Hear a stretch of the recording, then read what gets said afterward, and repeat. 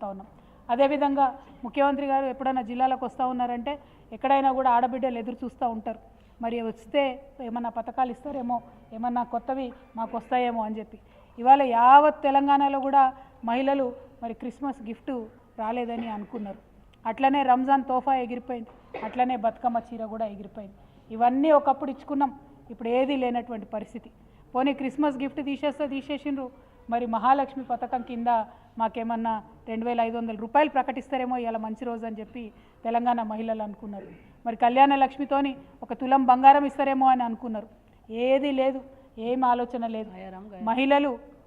మహిళలు అనేటటువంటి వాళ్ళు మరి ఎంతో కొంత ఆశతోని ఈ ముఖ్యమంత్రి గారు వస్తే, కొత్త పార్టీ వస్తే మాకేమన్నా మంచి జరుగుతుందేమో, మరి కేసీఆర్ సార్ 2000 ఇస్తా అంటుండు, ఈయన 4000 ఇస్తా అన్నాడు కదా అని చెప్పి ఆలోచనతో ఓట్లు వేసినటువంటి వాళ్ళు కూడా ఉన్నారు. కానీ ఇలా సంవత్సరం అయిపోయింది, ఒక్కొక్క ఆడబిడ్డకి 2000 వస్తున్న వాళ్ళకు 4000 ఇస్తా అని ఇయ్యలేదు ఈ ప్రభుత్వం. కాబట్టి ఒక్కొక్క ఆడబిడ్డకి ఈ ప్రభుత్వం 24,000 రూపాయలు అప్పుబడి ఉందని చెప్పి నేను తెలియజేస్తా ఉన్నా.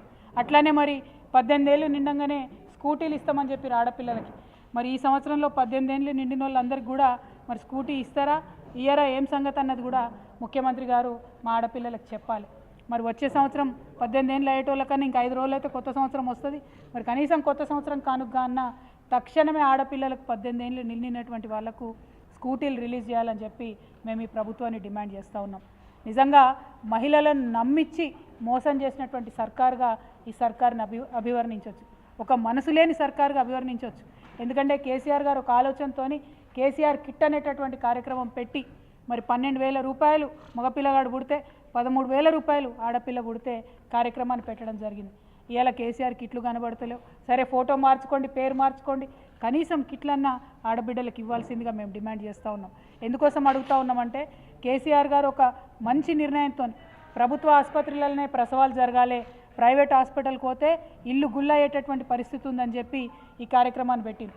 కానీ మొన్నొచ్చిన డేటా చూస్తే మళ్ళా తెలంగాణ వ్యాప్తంగా ప్రైవేట్ హాస్పిటల్లో డెలివరీలు ఎక్కువవుతున్నాయనేటటువంటి విషయాన్ని కూడా గమనించినాం. అదేవిధంగా నిన్నగాక మొన్న పోలీసు వాళ్ళు రిపోర్ట్ ఇచ్చిండ్రు, 40% పెరిగింది క్రైమ్ రేటు, 40%. అందులో కిడ్నాప్ రేట్లు పెరిగినాయి. అక్కడ ఒక పోలీస్ ఆయన చెప్తా ఉన్నారు, మేము ఎక్కువ కేసులు నమోదు చేస్తున్నాం కాబట్టి పెరిగినాయట. మీరు ఎంత ఎక్కువ కేసులు నమోదు చేసినా ఒక సంవత్సరంలో 5% పెరుగుతుండొచ్చు, కానీ ఏకంగా 40% క్రైమ్ రేటు పెరిగిందంటే అది కేవలం ఈ సర్కారు మహిళల పట్ల చూపిస్తున్నటువంటి నిర్లక్ష్యానికి నిదర్శనంగా కనబడుతూ ఉంది.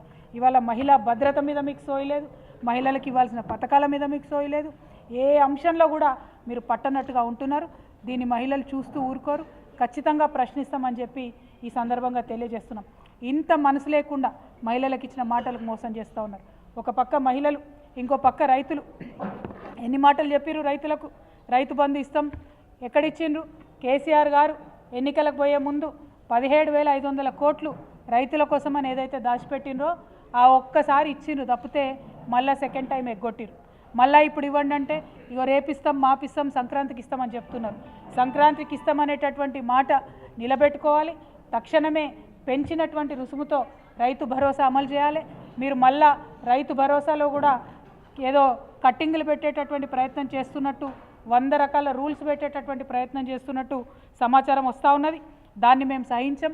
ఎందుకంటే చిరు ఉద్యోగులు ఉంటారు, చిన్న ఉద్యోగం ప్రైవేట్లో వేసుకుంటూ వాళ్ళు ఉంటారు, వాళ్ళకి ఇక్కడ భూమి ఉంటుంది, వాళ్ళ పేరెంట్స్ సాగు చేసుకుంటూ ఉంటారు. మరి వాళ్ళకి రైతు భరోసా ఇస్తారా ఇయ్యరా మీరు? ఎందుకంటే మోడీ గారు పెట్టినటువంటి రూల్స్ పెడతామంటారు. ఆయన పెట్టిన రూల్స్ పెడితే 30% మందికి కూడా రైతు భరోసా రాదు.